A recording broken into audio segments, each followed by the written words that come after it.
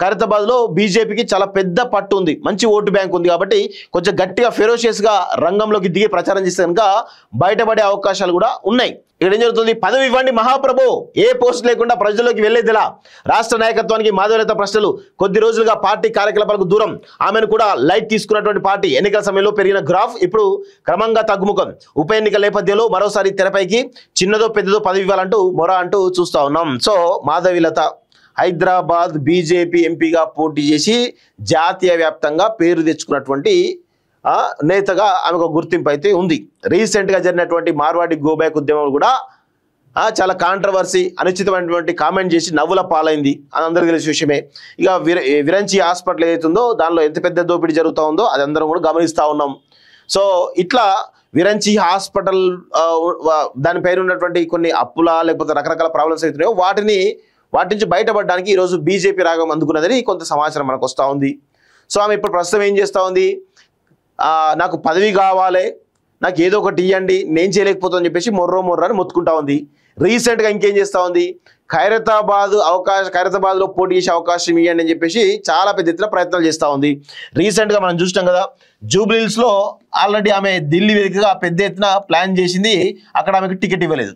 So ఇప్పుడు ఏం చేస్తూ ఉంది? ఖైరతాబాద్లో బీజేపీ నుంచి నాకు టికెట్ ఇవ్వండి, నేను చూసుకుంటా అనే కోణంలో ఆమె మాట్లాడుతూ ఉంది. సో ఖైరతాబాద్లో ఇక చింతల రామచంద్రారెడ్డి ఆల్రెడీ సీనియర్ లీడర్ ఉండడం జరిగింది, ఆయన కాదని వీళ్ళకి ఇస్తారా అని డౌట్ ఉంది. సో అదేవిధంగా ఖైరతాబాద్ నుంచి మరొక వ్యక్తి ఎవరైతే ఉన్నారో చికోటి ప్రవీణ్ కూడా ఆయన కూడా సీరియస్గా ప్రయత్నాలు చేస్తున్నట్టుగా మనకు తెలుస్తూ ఉంది.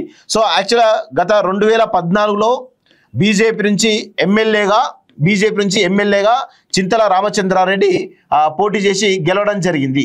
సో ఆ తర్వాత జరిగినటువంటి 2018 ఎన్నికల్లో దాదాపు 39,000 ఓట్లు రావడం జరిగింది.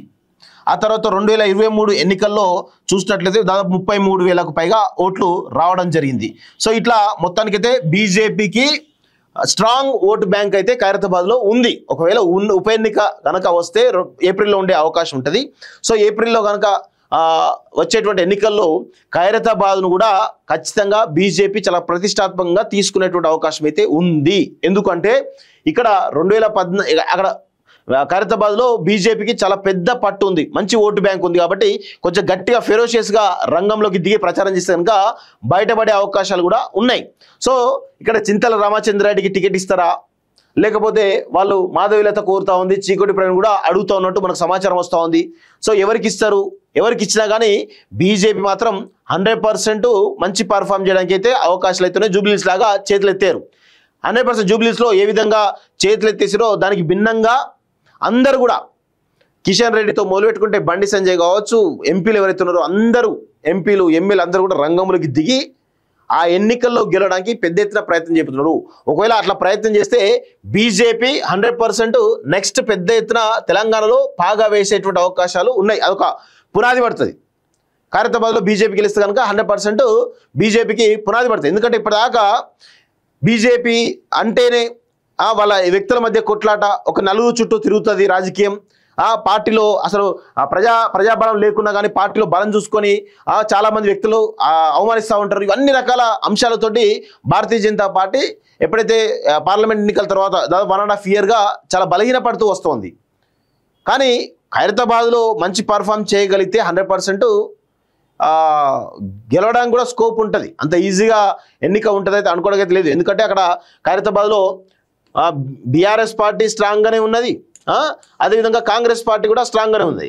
సో ఇట్లా మొత్తానికైతే ఈ రకాల ఈక్వేషన్ అయితే కనబడతా ఉన్నాయి. సో దీనిలో మరి ఖైరతాబాద్ నుంచి చింతల రామచంద్రారెడ్డికి ఇస్తారా, మరి మాధవీలత కోరుతోంది, మరి మాధవీలతకి ఇస్తారా, లేకపోతే చికోటి ప్రవీణ్ అడుగుతారో చికోటి ప్రవీణ్కి ఇస్తారా, ఏమిస్తారో చూడాల్సిన అవసరం అయితే, ఎవరికి ఇస్తారో చూడాల్సిన అవసరం అయితే ఉంది.